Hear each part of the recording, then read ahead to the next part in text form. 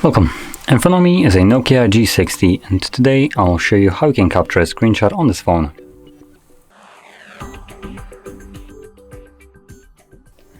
So to get started, you'll want to open up content that you wish to capture.